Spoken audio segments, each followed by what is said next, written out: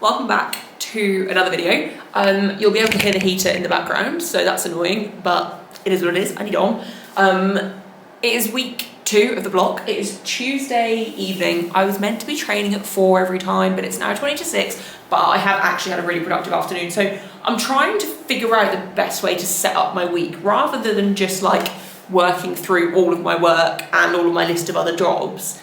Basically just every single day. I want to like structure my week a little bit better. So like basic things like client replies, I'll obviously do every single day. I usually take one day a week where I maybe don't reply as promptly. Like I always quote 72-hour reply times to my clients. So let's say like, that's basically giving me the option of taking like a Saturday off if I want to, or like if I'm at a comp on a weekend, it gives me that leeway to not feel like I have to reply straight away.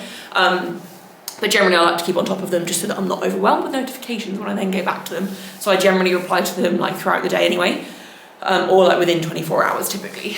But that job is a job that I'll obviously keep in every single day. But things like, even just the social media side, like the podcast, editing these videos and stuff, like I want to have set days that I do that.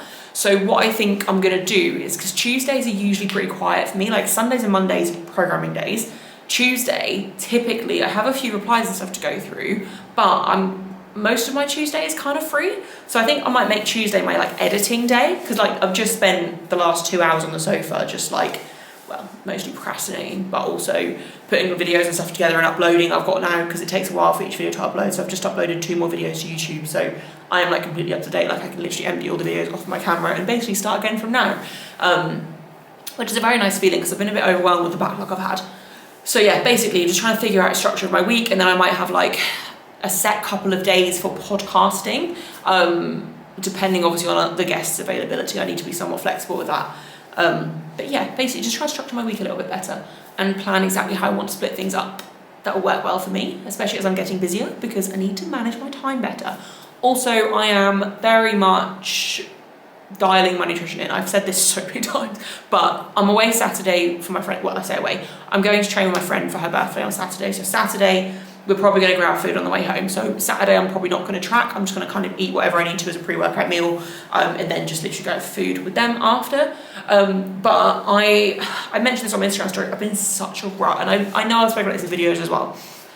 And you'll be able to tell from the fact that I've literally been like having takeaways and stuff every single week, which is so out of character for me. Firstly, I don't like spending that much money on food, and secondly, I don't like the feeling of eating them. So Sunday we had a Domino's. The Greek food that we were gonna get was out. What we wanted wasn't available, so we decided to order a Domino's instead. So I had half of my pizza on Sunday, and then I had the other half Monday. I haven't actually weighed myself since, because I basically was up all night, thirsty as hell Sunday night from like the salt and everything. And then Monday I was like, just not going to weigh myself because I've literally been up drinking all night. It's just literally not going to be even remotely a true weigh-in. And then yeah, so I had the rest of the pizza Monday, like breakfast, lunch, and then had pancakes for dinner actually. So not having pancakes today, is pancake day. But I didn't weigh myself today because I slept through the alarm. I don't know why. We went to bed a little bit later the last couple of nights, but I still got 8 hours of sleep. But I actually slept through the alarm, and then Zuko like dived at our bedroom door, which was shut. But that woke me up, and I just laid there and I was like, oh my god, like I was in the middle of a dream, and I just got woken up by Zuko. So normally the first alarm goes off at 7 and I get out of bed at 10 past, and I literally just like get up, weigh myself, get dressed, like brush my teeth, wash my face, go. Like I'm out of the house by 20 past 7 to take him for like a 25 half an hour walk, and then I start work for the day around 8ish. But this morning I was just exhausted, and then my boyfriend went to let Zuko out to the toilet, and then by the time like Zuko beat him back upstairs and he hadn't shut the bedroom door fully. So Zuko then breaks into the bedroom, dives on the bed, which he's not meant to go in the bedroom, but it seems to be happening every day at the moment. But he literally dived on the bed and just like crushed me, and obviously it was really sweet. And he literally like he had his head like nuzzled in like by the side of my head and my neck, and it was really cute. And then we just sort of laid there for a minute, and I was like, I do not want to get up. And yeah, it was like gone 20 past by the time I actually got up. So I had to like rush myself to get out of the house and take him for a walk.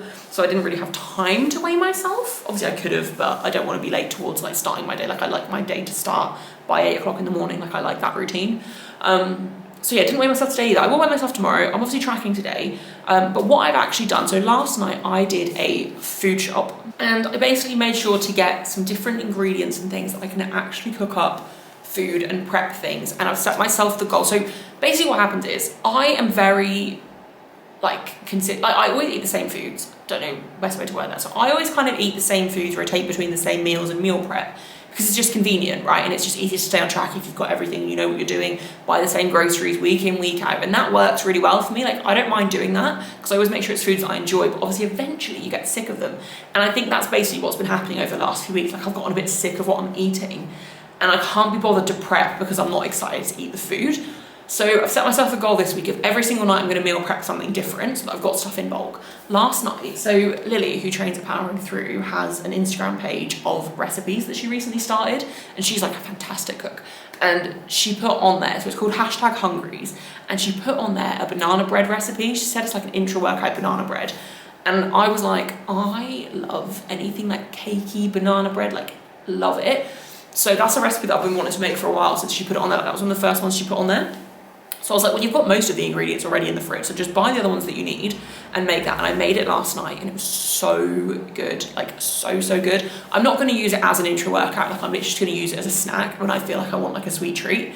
But I made it in, so it serves 16 people, and me being like the foodie that I am, I say foodie, that's not the right word, but I don't want to insult myself. I was like, I don't think 16 is gonna, like, I think they're gonna be too small for me, so I'm gonna cut it into 8 because it was still in like 300 something calories a portion. I did have to sub in some of the ingredients for like other bits that we had, so I think that actually brought the calories down a little bit from what she put them as. But I cut it into 8, and then I started eating a piece last night just to try, and I was like, yeah, maybe I could have done this with 16 because it's not like heavy, but it is like, it's heavy enough that actually 16 portions probably would have been fine. But to me, it's like, well, it's like my treat each day. Like, that is such a nice thing to eat, and it's really tasty. So yeah, basically this week I am going to try a few different recipes. Every single night I'm going to prep something. Like tonight I'm just going to make a bolognese because I quite enjoy a bolognese. It's easy to make, and it's a food that I can literally eat week in, week out and not really mind. So I'm going to make that as normal tonight, and I can make up 8 portions in one go, which is good. And then I think tomorrow I'm going to make up a chili just to get, because like chili's the easy way to add like extra beans in. And also the thing is as well that I'm trying to do, which I always try and do but I've slacked on recently, is as many plants as possible in my diet throughout each week. And when you're rotating through meals, obviously then it takes away some of the variety. So I want to make sure that basically every meal I have has a decent number of plants in. And I think what people don't understand with the plants thing, so the goal is, like, I think the recommended amount is roughly 30 plants a week. And plants isn't just fruit and veg, which I think is where people are like, oh my God, 30 is so many. It's not just fruit and veg, like just like salad bits. It's even like nuts, seeds, it's herbs and spices as well. So something like a chili, you get so much in there. And yeah, there's like whole grains and stuff too. Anyway, I'm not going to just list off. But yeah, so I'm going to make a chili tomorrow night. And then I've got some like chicken thighs in the freezer that I was going to marinate and maybe cook up in bulk on Thursday to have just in like pita breads and flatbreads with rice, like whatever we fancy, just that it's made up in the fridge. And yeah, I haven't planned any further ahead than that, but I've got quite a few recipes. I also want to try and make like, I'm in the mood for like a chickpea curry kind of thing, but I haven't got a recipe for it. But I've got some chickpeas in the cupboard that I need to use up. So anyway, not the point. Basically just want to say that I am making a conscious effort this week to really force myself to meal prep every single night, and just get stuff cooked up in bulk, just to get myself ahead. I'll freeze some of the portions, and yeah, just find a better routine with my meals and get back to having just stuff prepped up, because it's when you let yourself get hungry that you then get cravings, and like I can't bother to cook, so then I'm like, oh, we'll just order something, and that's what's been happening. So yeah, gonna get that sorted. I'm just gonna find foods that I enjoy that I can cook up. So last night's food shop was very much stocking up on ingredients and stuff that I needed to get. And yeah, and also I don't think I've got anything else to say. I'm just talking for the sake of talking, but I actually really want to crack on. I've been talking for way too long. I want to get into it, I actually have time to make the bolognese. So yeah, anyway, that is it. Yeah, no body weight updates because I haven't weighed myself since like Sunday when I was 86.6, I think. Obviously I'm expecting to see a little bit of a higher number tomorrow, but it'll come back down, so not a problem.